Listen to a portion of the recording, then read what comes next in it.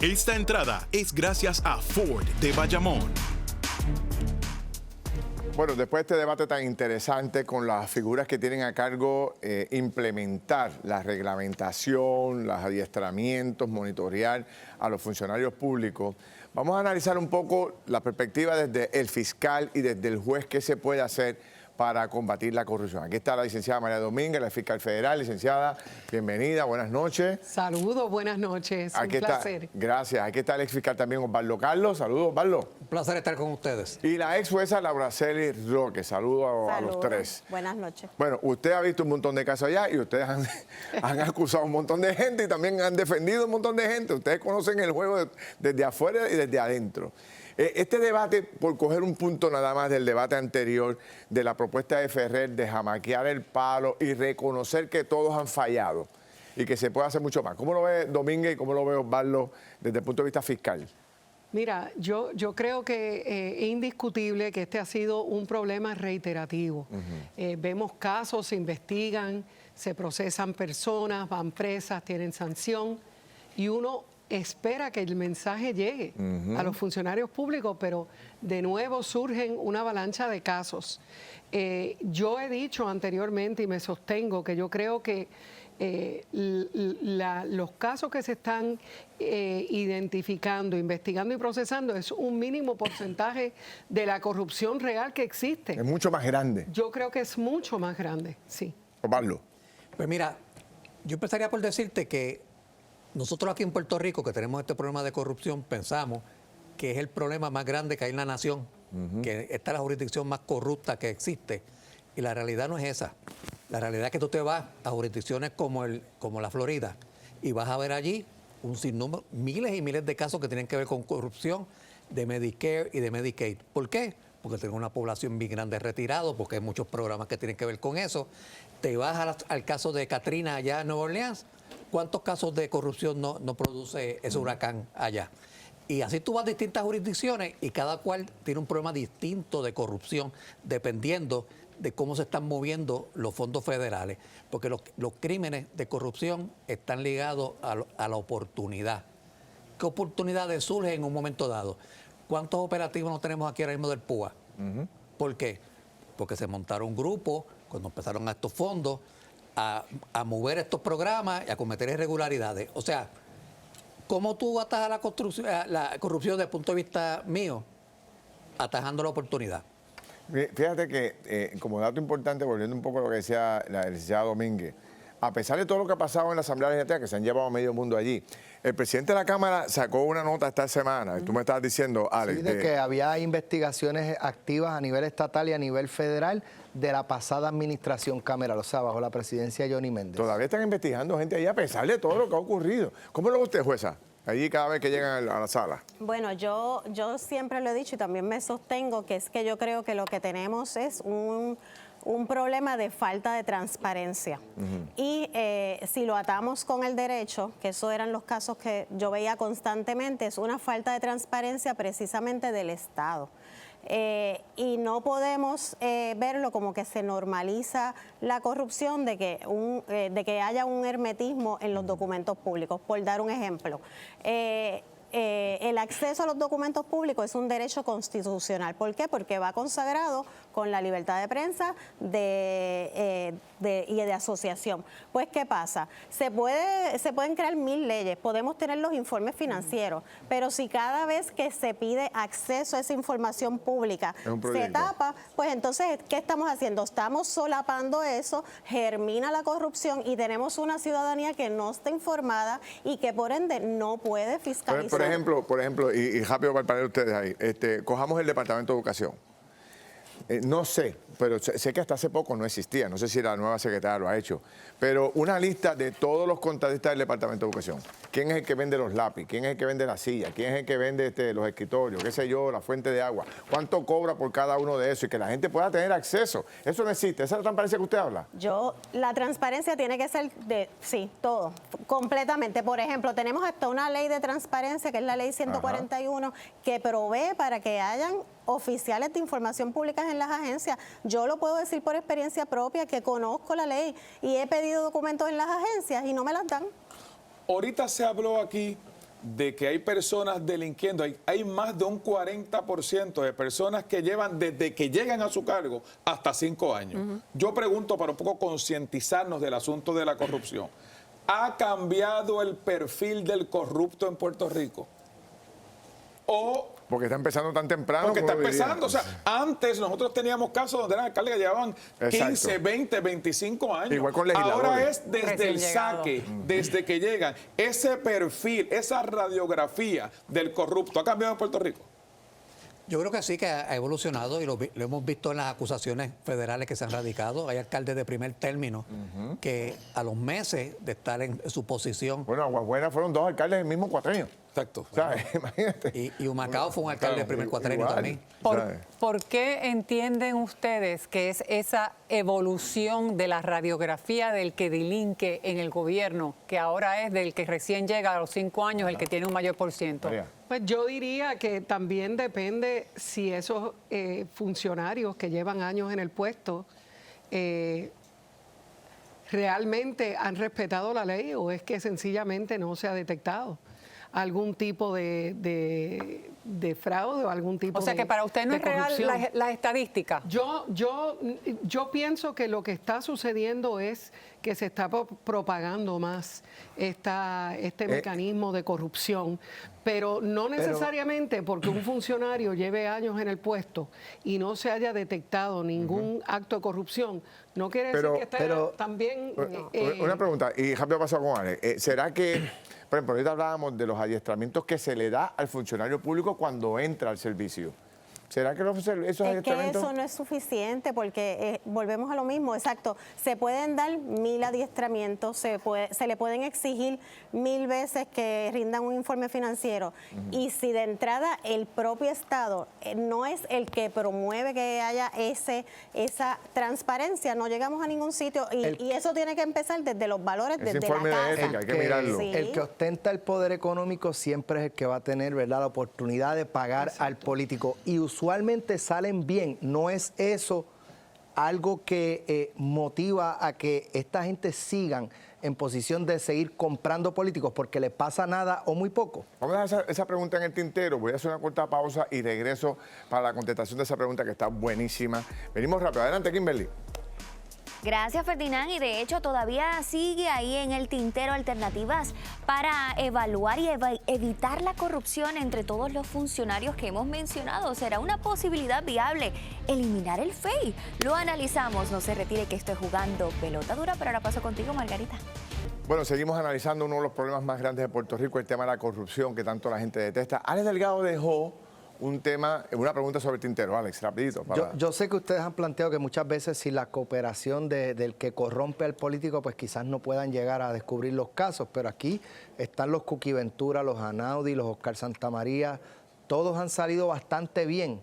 Y mientras estas personas sigan saliendo bien, mi percepción es que el mensaje que se envía es: ustedes pueden seguir corrompiendo políticos porque ustedes, después que cooperen, se viran contra el político, cooperan, pues van a salir bastante bien. ¿Y cómo se va a acabar o cómo se va a reducir la corrupción cuando prácticamente lo que les ocurre a ellos no les da ni cosquilla? Bueno, debo decir que ahí de esa lista que has dado hay personas que todavía no han sido sentenciados o no sabemos todavía cómo van a salir. Pero debo decir esto, creo que hay un error en la premisa de la pregunta, de que estas personas corrompen a los políticos. Esa dinámica se da de muchas maneras, porque acuérdate que el que tiene el poder es el político. El que tiene el poder y la influencia es el político. Entonces, estos delitos de corrupción pública son sumamente difíciles de detectar y de investigar. ¿Por qué? Porque usualmente es una conducta discreta entre dos personas, ninguna de las cuales tiene el incentivo de delatar al otro por preservación personal.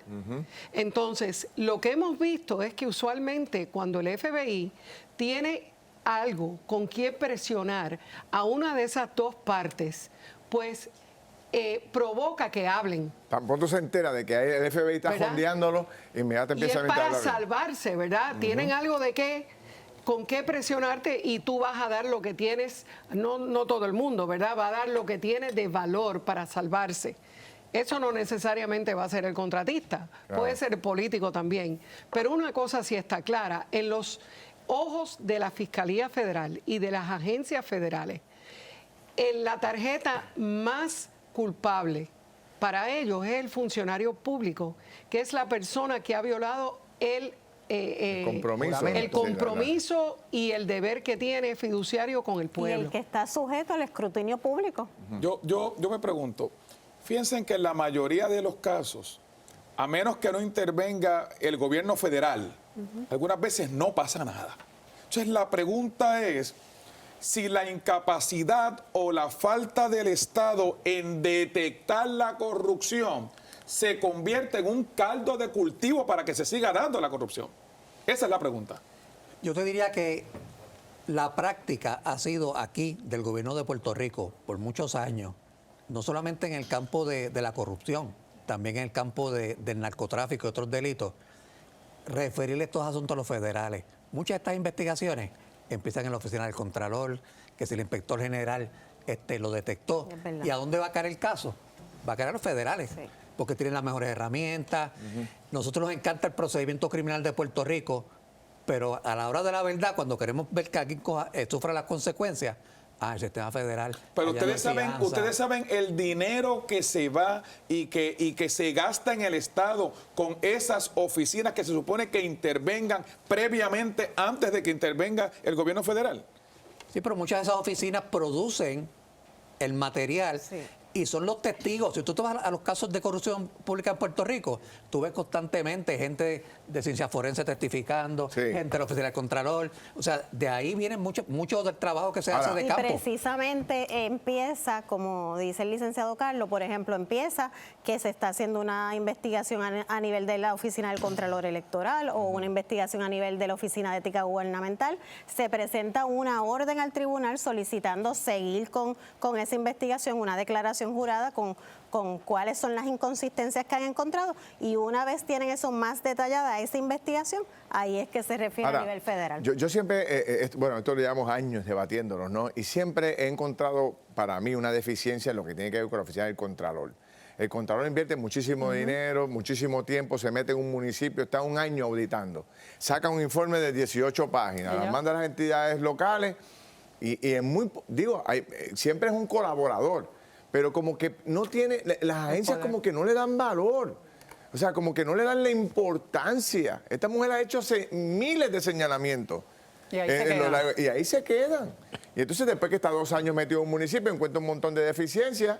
Y al Pero no final pasa nada en el Departamento de Justicia local, no le radica, habrá llegado el momento de darle más herramientas al Contralor, darle mayor fuerza, que Pero pueda... mira, yo te diría que hay estructuras que podemos también mirar a ellas y mejorar, ver los casos que se están llevando y ver los boquetes que tenemos en nuestra legislación. Te voy a dar, por ejemplo, en el caso del alcalde de Guaynabo, que se testificó allí sobre el dinero que se contribuye en las campañas electorales. Mucho del dinero de corrupción que estamos hablando aquí no es que va directamente al bolsillo del político, hay un % de eso, Va a la pero campaña. mucho va a las campañas. También. Entonces tú tienes actividades de recaudación de fondos donde 20, 30 personas supuestamente dieron contribuciones y se coteja si esas personas realmente dieron estas contribuciones. La contestación que hay en ese caso es que no. La contestación es que van a llamar a 2 o 3 y a ver un sampling. Pero ¿cuántas contribuciones políticas aquí no se hacen en esas actividades a nombre de personas que ni estuvieron en la actividad ni dieron el dinero? Entonces, de nuevo, vamos a lo mismo. No hay supervisión y no hay consecuencias y tenemos sencillamente que está pasando lo que usted dice. Al no haber una supervisión, se sigue dando el dinero, se utiliza el dinero no necesariamente como se ha establecido, sino como ellos lo quieren usar, pero aparece establecido de una manera, utilizado de otra, pero como no pasa nada. Yo creo, y lo he dicho siempre, que lo que tenemos que hacer es aumentar la transparencia, que eso a su vez va a aumentar la participación ciudadana. En la medida que hagamos eso, tenemos un pueblo informado, porque en la medida que todo sea un secreto, que se hagan públicos esos informes de financieros de todo el mundo, Oye. que se hagan públicos esos informes al Contralor. Si se hacen públicos, tenemos una ciudadanía informada que puede fiscalizar y a la larga no va a escoger a esos políticos que son corruptos. Y también hay una responsabilidad del elector, como usted decía.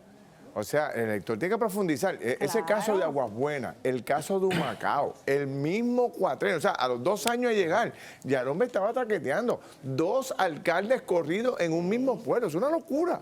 O sea, la gente tiene que también empezar a buscar un poco de más información. ¿Quién es este hombre? Personas que siendo candidatos ya hay un dossier. Exacto. Ya hay la gente sabe quién es el candidato. Pero, no eso, lo deben también, decir. pero eso también me de- parece que es parte de un problema de los partidos, porque los partidos son También. quienes hacen el screening, ¿no? De quién es la persona que va a ocupar una posición y son los que lo certifican.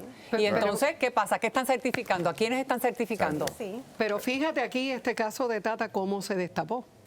Exacto. Por uno que estaba en la oficina de ella. Sí, siempre hay alguien que esté en posición de ver, Claro. ¿verdad? Y que tiene que confiar en el sistema, que se sienta que puede delatar.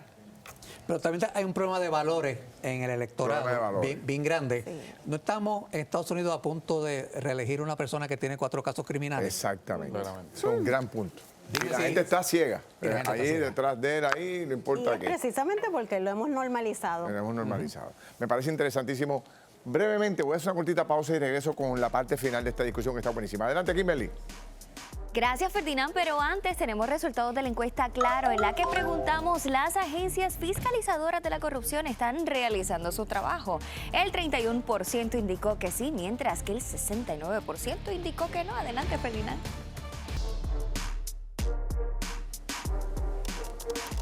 Bueno, regresamos a la parte final de este debate que está súper interesante, donde el legislador que propone cambio, ética gubernamental, Contralor de Puerto Rico, ASG. Fíjense que toco ese último. ASG, que es la Administración de Servicios Generales, está dando una batalla interna dentro del propio gobierno para que le den más poder, para ya poder desarrollar procesos más organizados. Y sin embargo, hay un montón de agencias que no quieren, municipios que no quieren comprar. Por ejemplo, La Brea, que se tira en los municipios y la compra más barata que en cualquier otro lugar, porque la compra en cantidades industriales para distribuirla por el país. Pero hay un montón de municipios que no quieren estar en ese proceso. Porque quieren el ¿Por qué? control. ¿Por qué? ¿Por qué? Es la Esa pregunta. ¿Por qué? O sea, que hay que, no sé qué hay que hacer para que los gobernantes entiendan, mire, vamos a darle más poder a estas estructuras. Esa es la pregunta que nadie quiere hacer, nadie quiere contestar, pero todo el mundo sabe la contestación. Todo el mundo sabe la contestación. Ustedes plantean el tema de estas 3 oficinas y lo que plantea el representante Héctor Ferrer. ¿Ustedes creen que debemos darle espacio, darle espacio a esa discusión? ¿O es muy agresivo lo que está proponiendo él? Por lo menos, por ejemplo, de quitarle básicamente todos los poderes a ética y dedicarlo a solamente... A educar. Por dar un ejemplo. María, Pablo. Dale. Dale, No, yo creo que se le puede dar espacio a la discusión. Cuando estaban mencionando ahorita lo de los federales, que si los federales le dan más énfasis a los políticos que a los empresarios, en un momento era al revés. En la época de Víctor Fajardo se utilizaron los políticos para acusar a los empresarios. Así fue que empezaron esos casos. Pero se llegó después a la conclusión de que eso no es lo mejor y hicimos un viraje de 180 grados. Yo creo que en esto hay que analizarlo, ver si lo que estamos haciendo es lo mejor. Seguro. María, ¿tú coincides? Definitivamente la discusión es valiosa, se debe tener y se tiene que buscar de qué manera se puede fiscalizar de manera más efectiva, porque, por ejemplo, para seguir haciendo referencia en el caso de Tata, ¿cómo es posible que no levantó bandera 15 aumentos de sueldo para ese empleado? No, eso es algo ya sistémico. Seguro. Bueno, licenciada, cierro con Estoy usted. totalmente de acuerdo de que Muy bien. siempre es bueno abrir los espacios y sobre todo que haya participación ciudadana. Bueno, pues una gran responsabilidad la va a tener usted como ciudadano a la hora de ir a las primarias y a la hora de ir a las elecciones. Abra esos ojos, busque información, lea de dónde sale ese candidato, qué propone y qué base moral tiene en toda su historia. Gracias, compañero. Tremendo trabajo, se lo agradezco. Los dejamos con la bóveda y nos vemos mañana. Cuídense, que disfruten la noche.